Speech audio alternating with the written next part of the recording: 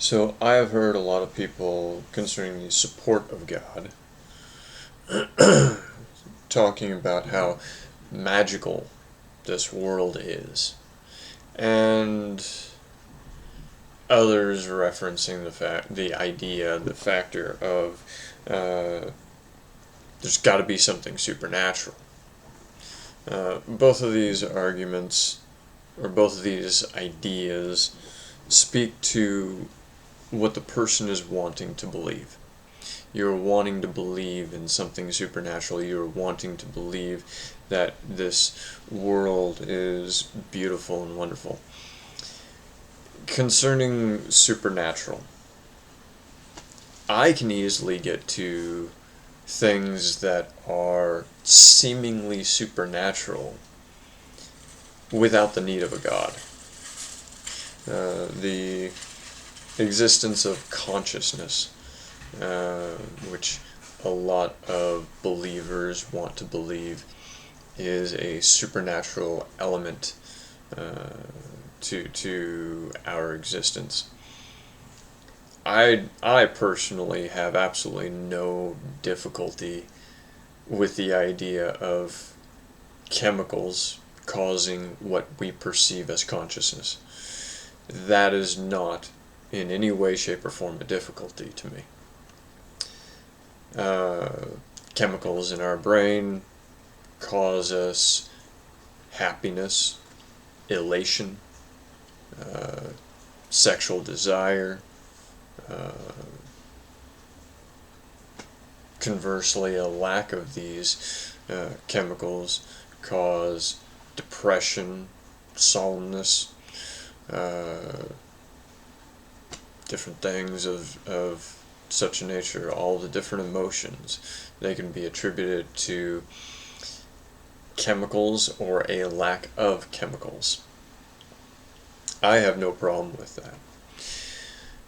To present that there has to be a supernatural element, you would have to first prove to me the need for supernatural to explain these things. It's easily explained with chemicals. So I don't see a need for a supernatural element. Do I perceive the appearance of that which might be thought of as supernatural? Sure. There are plenty of things that I see that if it weren't commonplace, it would be viewed as supernatural. Here's a for instance. In our long evolution, and I'm talking about the entire evolutionary track, from single-celled organisms to human beings, going all the way back. At one point in time, we, as single-celled organisms, didn't even sleep. At a later point in time, we slept. At a later point in time, becoming multicellular, we slept but didn't dream. At a much later point in time, we slept and dreamt but didn't remember those dreams. At a later point in time, we slept, we dreamt, and we started remembering them. Now, I just try to imagine whatever we were at that point in time, probably some form of primate. And hopefully at that point in time we actually had some semblance of a language. The first person to ever dream, the first creature to ever dream, hopefully there was language, and he went up to his buddy and said, I laid down to go to sleep last night, and next thing I know, I'm in this magical world. I'm in this strange place where I was talking with somebody nine miles away. Of course, he wouldn't have used miles, but that's aside from the point. So 9 miles away. It's like, what are you talking about? That's impossible. Sure, it's impossible, but I did it. And for crying out, and then I woke up, and I was back here.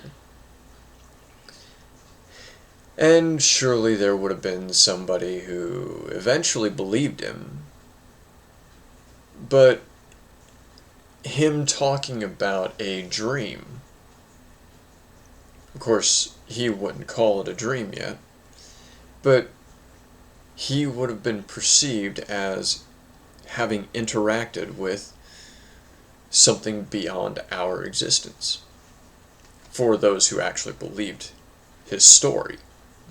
Because let's face it, if nobody dreamt, and here is the first individual, let me rephrase, if nobody remembered their dreams, and he is the first person to actually remember his dreams, it would have been viewed as completely, totally, utterly supernatural. And this is actually how I believe religion initiated. Was the first person to dream and describing those dreams, and there are some people who end up believing them. Eventually, over time, everybody starts dreaming. No big deal. Now it's commonplace. But to the first individual to dream, and the first people who actually believed that he was dreaming, that would have seemed supernatural. And the more people who, through evolution, started actually being able to remember their dreams, humanity would have recognized that, yes, this is something that happens, but they would have still believed that the individuals were special on some level, and in some way engaged in supernatural. So then what ends up happening, because at this point in time they're just dreaming, a little bit further on, they're capable of controlling those dreams. Now, that's basically where we're at right now. It's not widespread where everybody is controlling every dream that they have. I believe that we are in a transitional period from just dreaming to being able to control those dreams. Now, the intriguing idea, the really intriguing idea, is what's the next step? Now, yes, I believe that through evolutionary processes, we might eventually come to a point where our consciousness can exist outside of the body. I don't believe we're there yet. I believe that through evolution it might be possible 100,000 years from now, or 1,000,000 years from now, if the human race survives. Of course, by that point in time, we won't be viewed as human anymore, we'll be viewed as something else. But where we are at as of right now, and the transition that we are going through, especially with being more scientific, it's wonderful, because we can actually specify, no, there's nothing supernatural going on. It's processes in the brain. Lucid dreaming is a thing. Now, the whole bit with out-of-body experiences, I believe these 100% to be just lucid dreams, a different layer of a lucid dream. I say a different layer, um, and so in general, a lucid dream is where you're dreaming, and then somewhere within the midst of that dream, you become aware that it is not reality. That is the typical concept of a lucid dream. Then you have what is colloquially referred to as an out-of-body experience, which, for all intents and purposes, it's a dream that starts with you being aware that it's not the physical reality. As for the dream itself, the thousands that I have had, by experience of that out-of-body experience, by actually experiencing it, there is nothing in that experience that would tell me it was a dream. I'm laying down to either meditate or go to sleep, and there is no cutoff point. It's one consistent line of consciousness where, and I'm sure that at some point in time I've actually fallen asleep. I'm positive of that. But that's only intellectually analyzing it. If I go just by the experience itself, I have no reason to believe that it's a dream. I'm pretty sure that I am falling asleep at some point in time of laying down and remaining motionless. This would be the logical concept. Basically, taking that idea, basically what ends up happening is my dream starts with me laying down in my bed. That's where the dream starts. Now, this shouldn't really seem all that odd. A dream can come up with fantastical images of castles that are literally out in the middle of space with no foundation. It can come up with the idea of dragons. You can see zombies, etc., etc. So the idea of a dream where you're laying down on your bed in your room, well, that would be something fairly easy. The only question is causing that to happen. Nonetheless, the dream starts with me laying down in a very similar position that I was already in. This is what I'm about to explain is why I interpret it as dealing with proprioception. Because over the years of having the out-of-body experiences, I had very quickly ended up recognizing that there is a point where I'm laying down in a very specific position, and next thing I know, my body is in a slightly different position. It didn't jerk. It didn't move in any way, shape, or form. And all of my memories are there, but I perceive my body being in a different position, very slightly. Usually it starts off with just the hands being in a slightly different position. I might have them lying flat on top of my thighs, and then all of a sudden they're no longer on my thighs, they're laying down on the bed, but they didn't move. And there'll end up being this dual understanding in my head of my body is in this position, but I feel it in this position. And I believe this is where I've actually fallen asleep. But for the experience itself, I have no reason to believe that I've fallen asleep, because I can still think about all of my past. I still have full memory, memory recall. I still know who I am. I still have a full detailing of the entire day leading up to this moment. But I feel my hands outside of the body.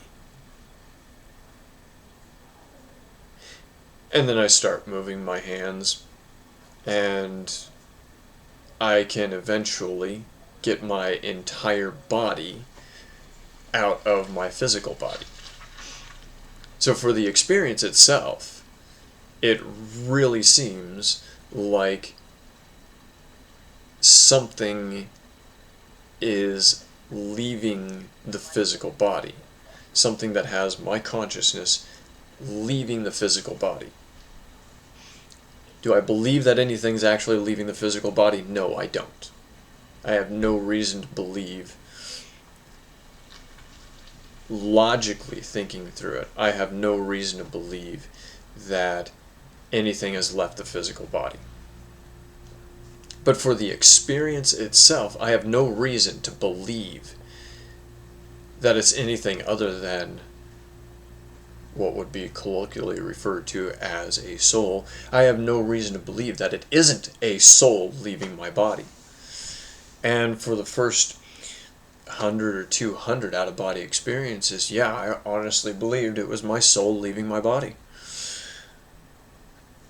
I had no other reason, or I have no reason to believe otherwise. It wasn't until I started getting logical and started thinking things through that, okay, no, this can still be a dream. Now, I had referred to out-of-body experiences and lucid dreaming as hallucinations on the Atheist Talk Show.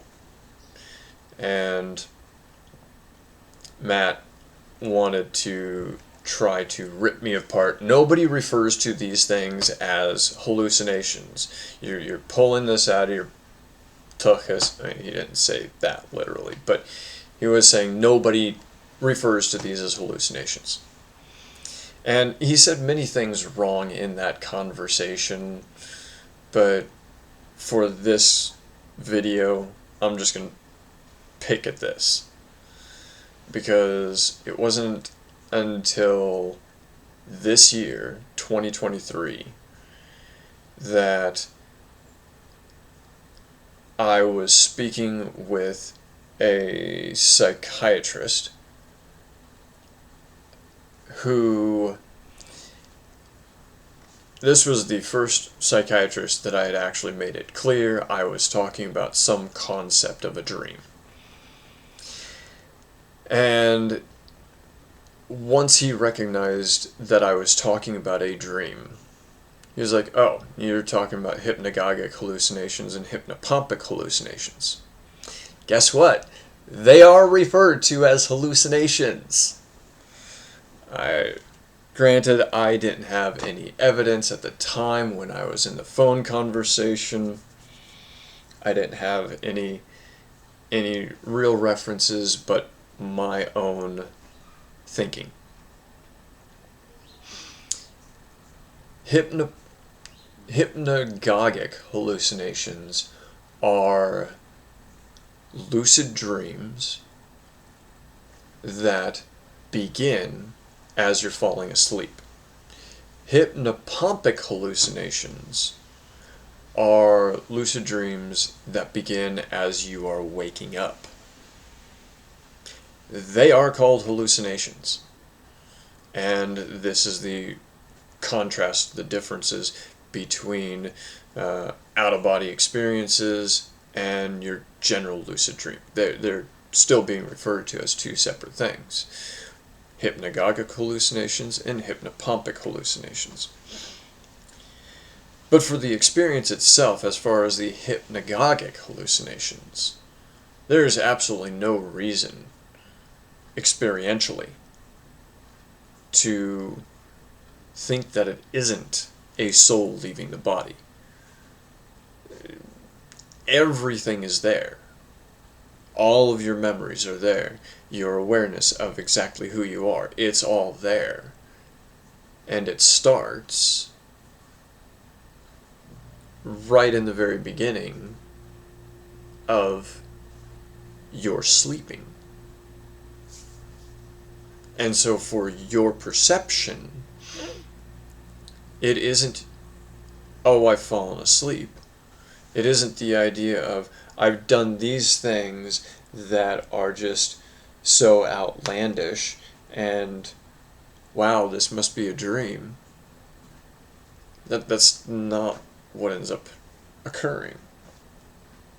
It is, for all intents and purposes, I have every reason, experientially, to believe that it is a soul leaving the body. Logically, thinking through it logically, I have no reason to believe that it's anything leaving my body. But that's only once I start thinking about it.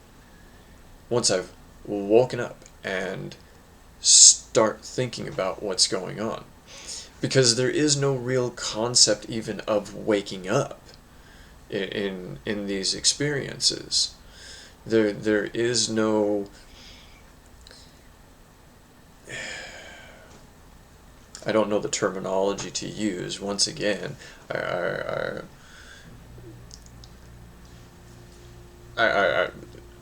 say I don't know the terminology to use because in the phone conversation with Matt on Atheist Experience, I didn't have the terminologies, so I was fumbling with terminologies that I could find.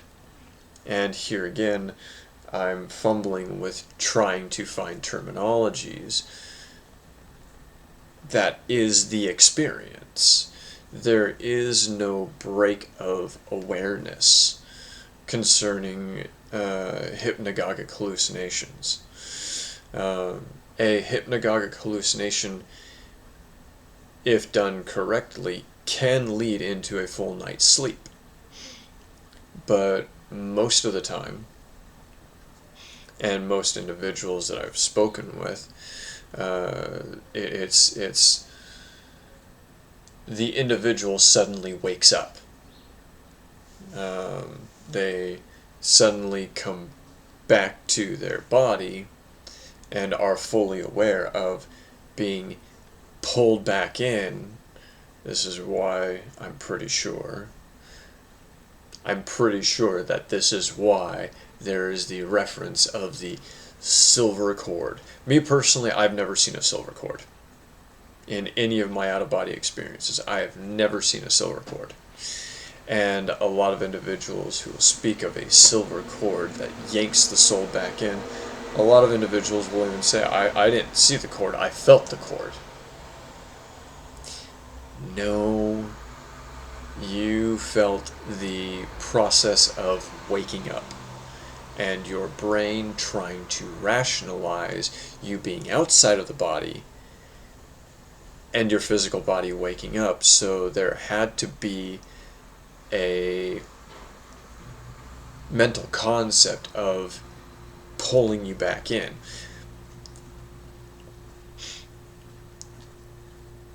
The ideas of astral projection and out-of-body experiences, all of these things can be naturally explained.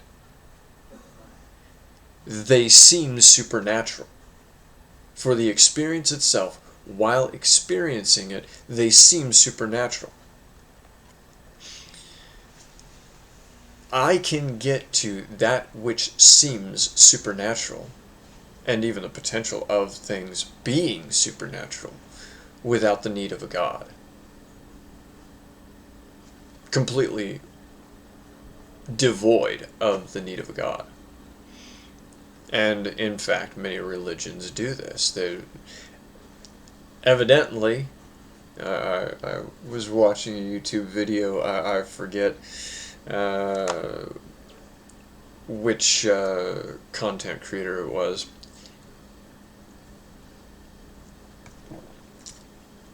And I hadn't thought about it before. And yeah, it makes sense. I'm thinking it was someone like Professor Plink or someone like that, who made reference that Buddhists were atheists. They don't believe in a God. Plain and simple. There are lots of individuals who are spiritual yet still atheistic. You don't need a God to get to supernatural. Now, concerning the beauty of this world, beauty is in the eye of the beholder. And a lot of the individuals who find beauty in this world, who speak of it at length, generally tend to not look at the grimy parts. Parasitical wasps, for instance, referred to as parasitoid. I don't know if I'm pronouncing that correctly. Parasitoid wasps, where they lay their eggs inside caterpillars, and the larvae of the wasps eat the caterpillar from the inside out. There are botflies, which use different animals as hosts, including human beings. There are flesh-eating bacteria, tapeworms. You got different types of fish that the females do not want to mate because it's a death sentence.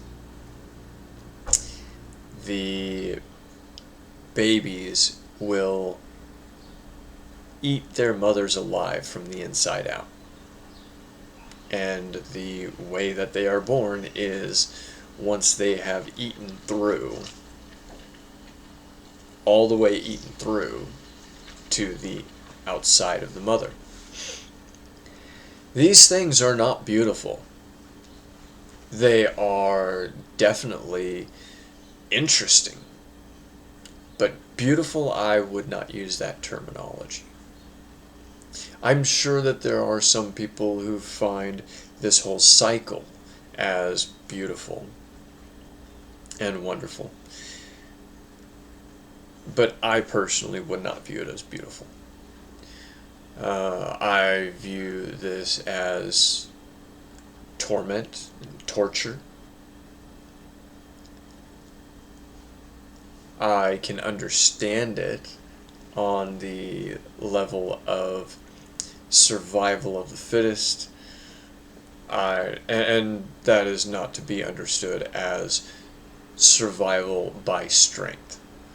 There's an individual that I've been talking with where she can't seem to get away from this idea of strength, despite the fact that the examples that I gave were exclusively about blending into their surroundings.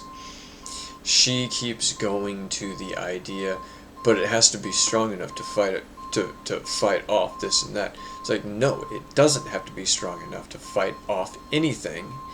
Its genetic mutation is to blend in so it doesn't have to fight.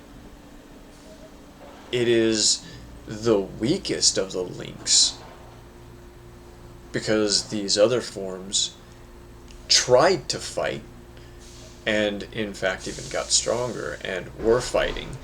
They all died out. It's the ones that blend in that sacrifice strength for blending in to be able to survive. The ones that can camouflage themselves, they don't need strength. So when I say survival of the fittest, survival of traits that are best suited for survival. Because if the trait that you have is blending in like a chameleon, or colloquially like a chameleon, because evidently chameleons do not actually blend in the way that the general populace thinks, or maybe as mimicking. There are animals, there are types of flies that look like bees to be able to blend in and get around without getting killed. There are other animals that, well, you got the walking stick, where its intention is specifically to make itself look like a stick. You have other animals that you have some, I think there's certain types of flies that make themselves look like spiders.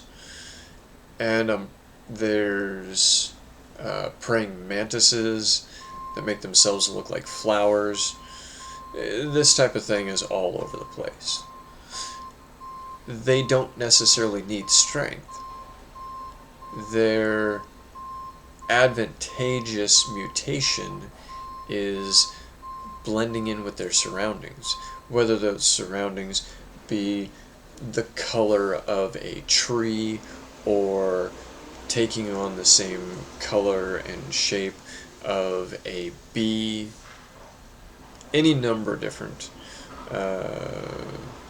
adaptations to blend in. Individuals that refer to this world as to all of this world as beautiful, I generally don't think that they actually have a good understanding of all the things that exist. I had a conversation with an individual who was in his 20s who honestly believed that lions were herbivores. He thought that human beings were the only creatures that ate meat.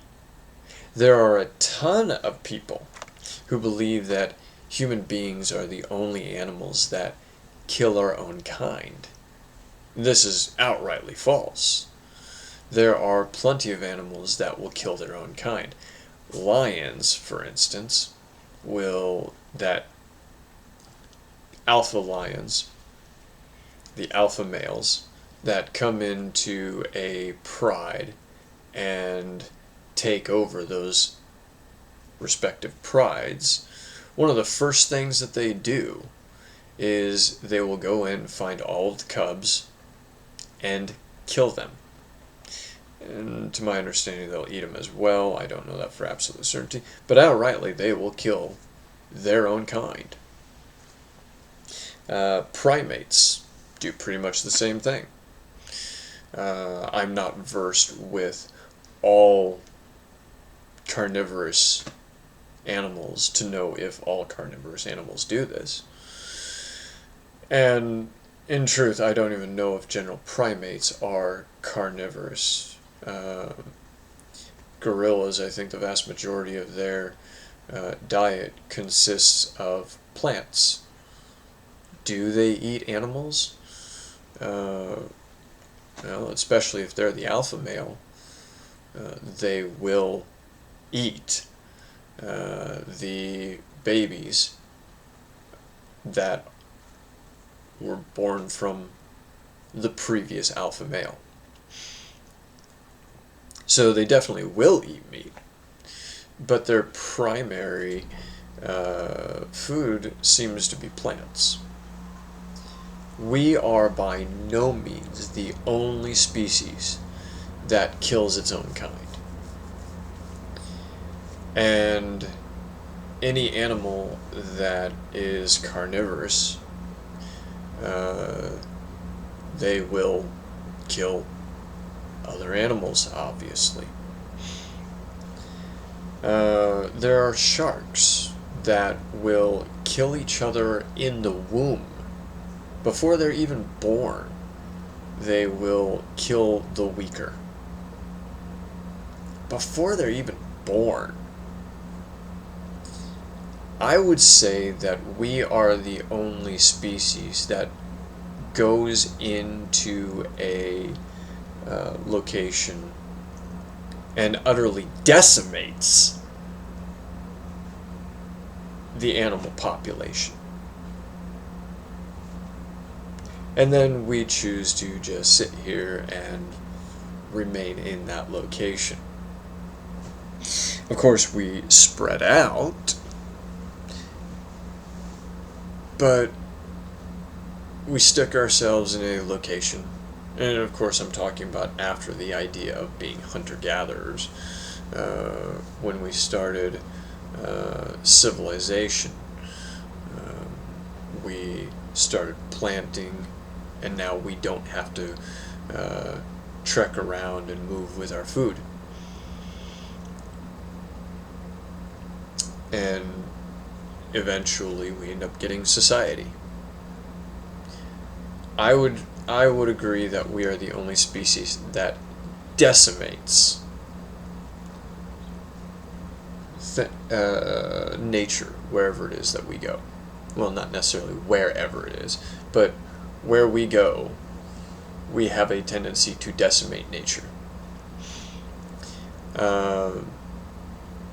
But we are by no means the only species that kills ourselves, that kills others of our own kind. I would say that it is possible that any trait that you would try to, in general, compare with the animal population, that you will find an animal out there that does something to the same effect. I would be interested in knowing to what degree ants decimate the nature around them. They do definitely go into a location, take it over, stay there, and anything coming within that territory they will attack, kill, and use as food.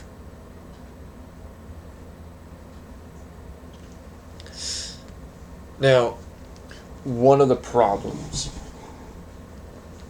that religious individuals, specifically the Abrahamic religion, has, one of the things that I would say is one of their problems, which if they were to take my interpretation, they wouldn't have a problem at all. They want to believe that God created everything. Fine. Then God is horrendously immoral. 100% horrendously immoral. Look at all of the animals that are getting mass slaughtered, getting eaten in the womb, eating their mothers alive, sticking their eggs inside caterpillars. All of these different types of really nasty variations.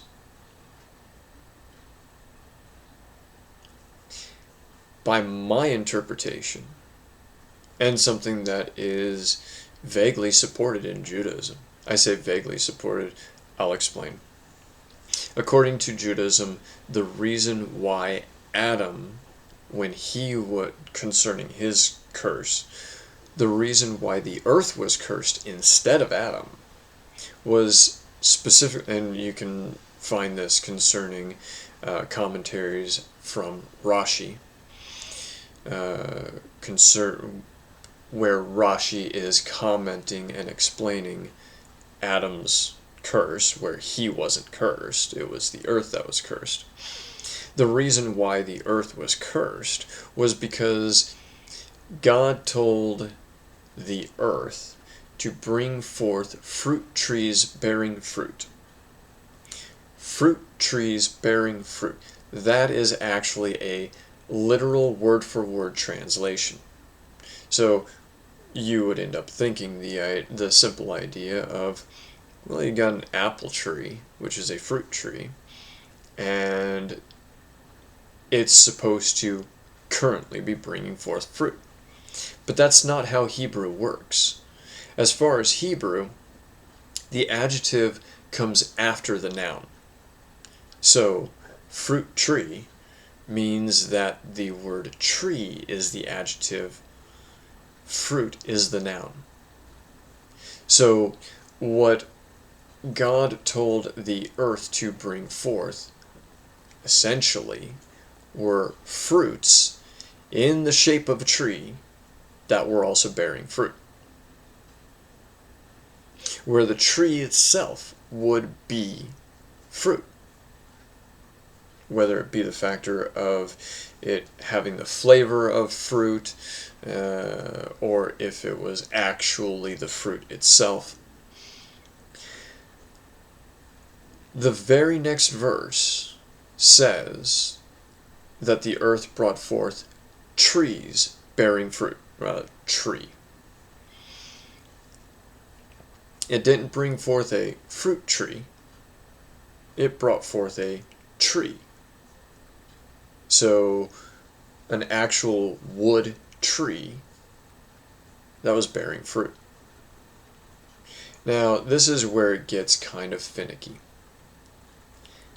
Rashi specifies that the earth committed the first crime by bringing forth something that God did not command, i.e., tree bearing fruit. A tree bearing fruit. Trees bearing fruit. When it was supposed to bring forth fruit trees bearing fruit. There are other commentators that will say that in the garden there were these trees, these tree-shaped fruits that were also bearing fruit. So what it seems like is that, and the text actually supports this. Not saying that I support the text. I'm saying I look at it like I analyze the text as I would Lord of the Rings or The Hobbit or A Song of Ice and Fire or any other text. In the verse where God told the earth to bring forth fruit trees bearing fruit, the ending of that verse says, "And it was so." This happened. And then the very next verse would present that the earth added to what it already brought forth, added to of its own accord. It made the choice to add these types of trees. That's not how Rashi ends up presenting it. Rashi ends up presenting concerning this verse, or concerning the curse of Adam, the curse of the earth, that it didn't bring forth fruit trees bearing fruit. It only brought forth trees bearing fruit. Whereas, like I said, there are other commentators that end up saying that in the Garden of Eden, there were fruits in the shape of trees where you could actually eat the tree itself and it would taste like the fruit that it bore. If you take this rationale throughout all the rest of the text, you have places where clearly the earth was bringing something forth that it was not commanded to bring forth. You have the earth bringing something forth that it was commanded to bring forth. And then you have another section where God himself creates something. And where this ends up happening is concerning the sea life, where God says to the waters to bring forth abundant sea life and also bring forth birds. And it was so. So the waters brought forth all of this life. It was so. And the very next verse, and God made sea creatures and da da da da da.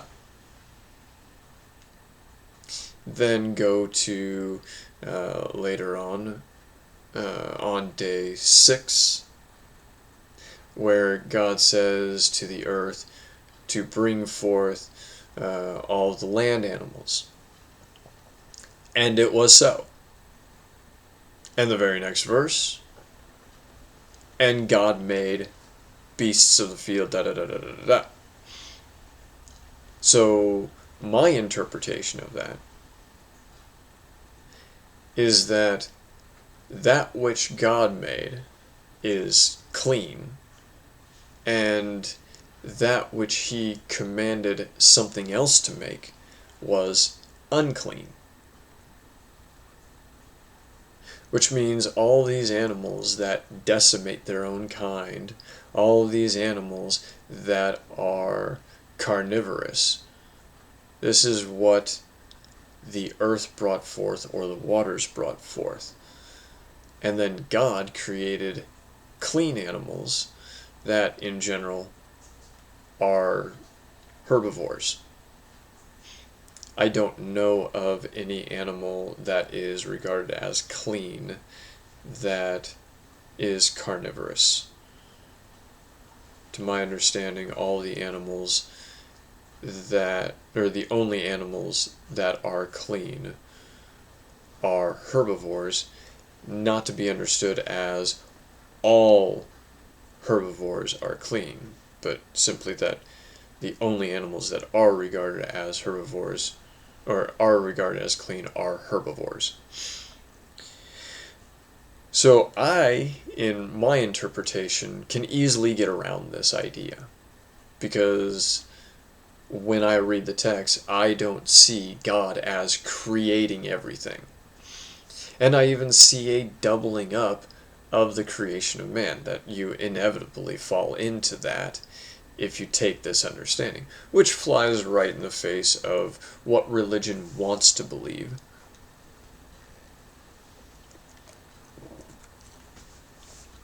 But you have man in Genesis chapter 1 being created out of nothingness, and then in chapter 2 being created of the dust of the earth. Also, in Genesis chapter 1, there's the context of let us make man. Now, this could be explained in a number of different ways. It could be explained as angels. It could be explained as all the rest of prior creation. After all, he did tell the earth to bring things forth. He did tell the waters to bring things forth. And so God could very well have been saying to the earth and the waters, let us make man. Could have also been talking to angels, let us make man. Could also be just a general pantheon, let us make man. And then in chapter 2, God alone makes man out of the dust of the earth. And the way I interpret it, these were two different creations of two different human beings. How many human beings, doesn't really matter. Nonetheless, I can work around this issue of all these horrendous things happening throughout the texts. All the horrendous things that are actually happening in nature, and say that it's explained in the text concerning the idea of all of these animals doing atrocious things. I got no problem with it. But anybody who believes in the Abrahamic God, in the typical fashion, you're going to be hard-pressed.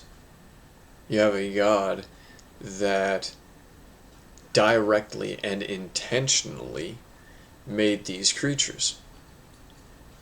Unless you want to accept evolution and say that these animals had decided to defile themselves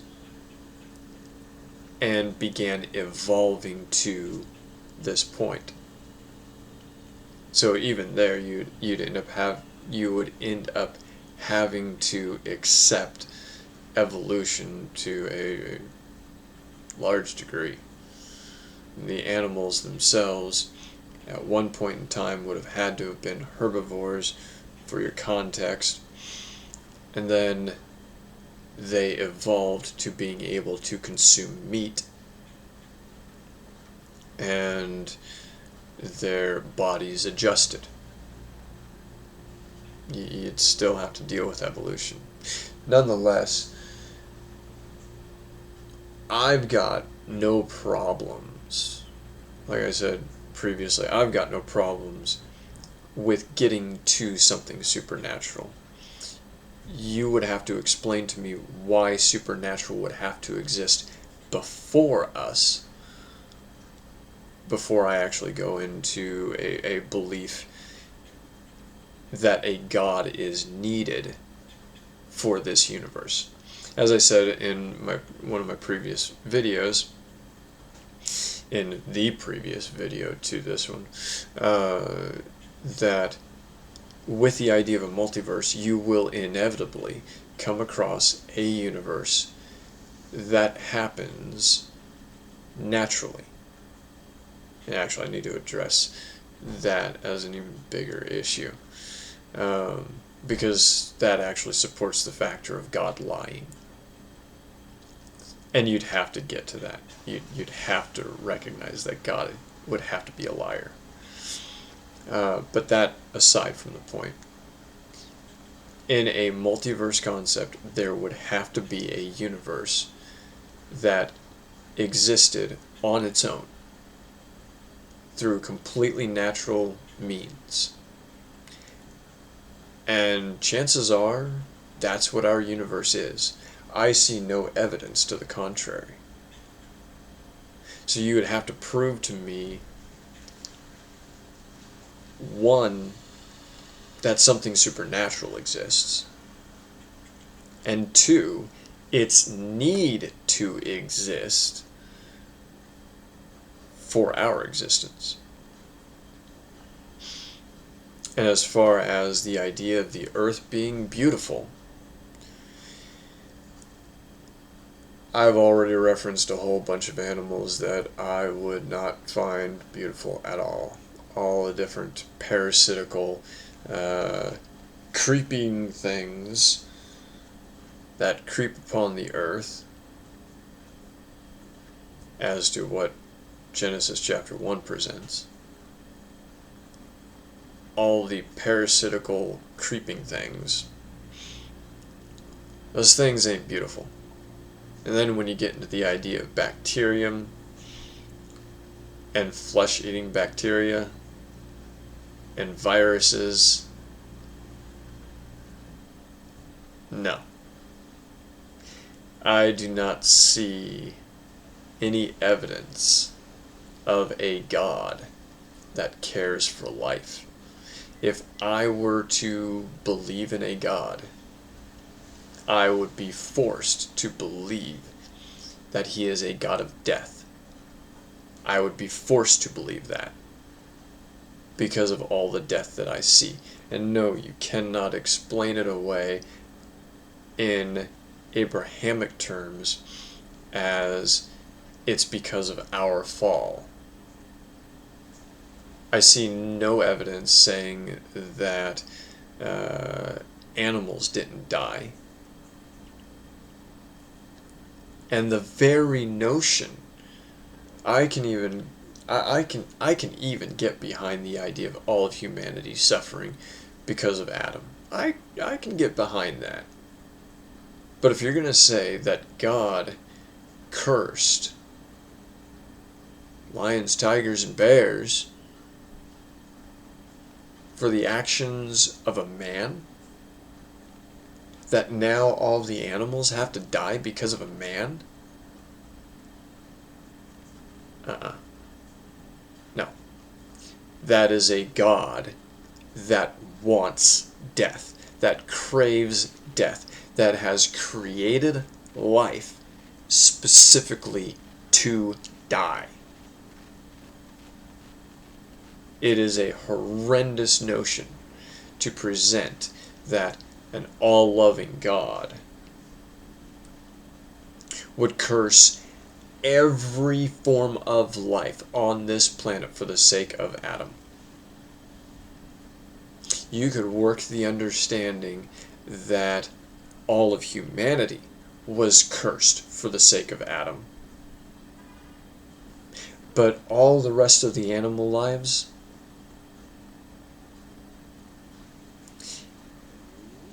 that's horrendous.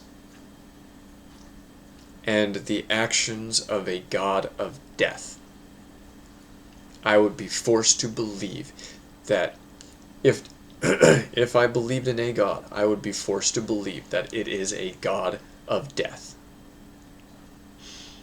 which would make everything fit. A God of chaos and death. Negral, from ancient Sumerian religion. That's what I would see. And out of all honesty, the Abrahamic God fits that mold perfectly. The Bible, if the God of Abraham actually exists and wanted these texts to be written, those texts are his propaganda. He wants you to believe XYZ, when in reality he is ABC. Actually, I should reverse that. He wants you to believe ABC, when in reality he is XYZ, the end and all and death of everything. If you look at it logically, that's what you come up with. Technically speaking, if you look at it logically, the entirety of the stories end up failing, and therefore they were most likely written by primitive human beings who didn't understand the world around them and were trying to make sense of the world around them. And then when it comes into the concept of a soul, well, it's much like they are experiencing something and trying to understand it, and they are explaining and describing their experience, which is what I understand the soul to be. I started in religion and eventually became non-religious. And so, having had spiritual experiences, having had out-of-body experiences, while I was in religion, I had to explain these experiences when I left. And I took a very scientific approach to it. So as my ideas of the soul started in religion, which is what I was trying to explain to Dragnon, they started in religion. Once I left religion, I began trying to explain my experiences, my actual experiences, in a very scientific manner. So, again, beautiful Earth, and yeah, there are things beautiful in it. Supernatural, I can get to supernatural without a God. And if you're going to try to get me to believe in a God, you have to first prove that supernatural is necessary pre-human existence. And I've never heard an argument for that. I don't see anything that needs a spiritual being to cause life to happen. So